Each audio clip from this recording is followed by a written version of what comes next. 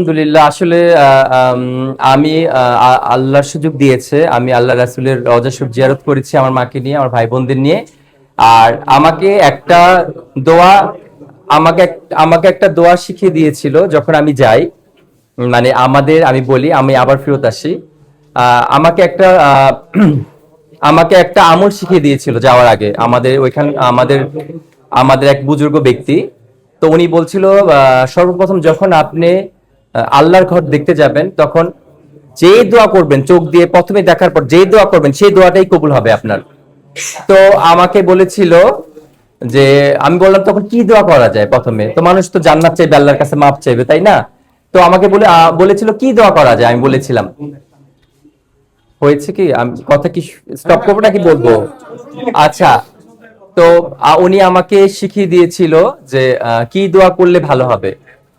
তো আমাকে উনি বলেছিল, আপনি কাবা শরীফ দেখার সাথে সাথে এই দোয়াটা করবেন যে, আল্লাহ জীবনে একটা মিনিট, আল্লাহ জীবনে যত নেক দোয়া করেছি এবং সামনে যত নেক দোয়া করব, সমস্ত নেক দোয়াকে তুমি কবুল করো।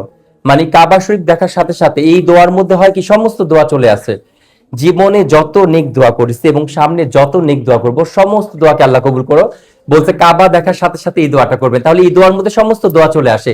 দেখেন, এটা কিন্তু অনেক সুন্দর একটা দোয়া, আমাকে শিখিয়ে দিয়েছে এক ওলামা হযরত।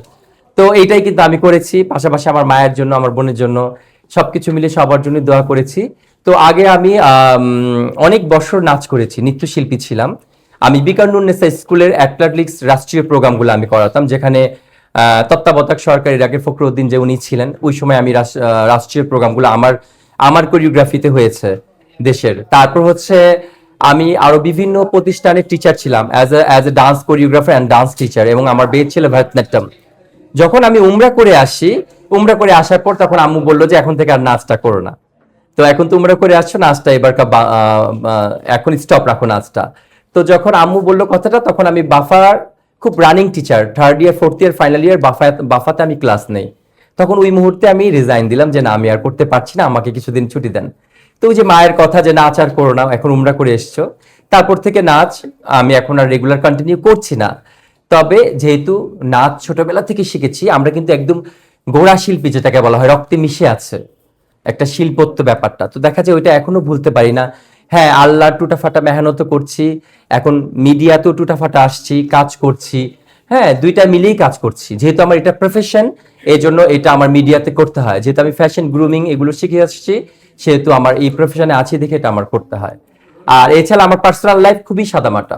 রহিম ভাই, আপনি এ পর্যন্ত কতবার উমরা হজ একবার করেছি, সামনে ইনশাল্লাহ আবার যাবো।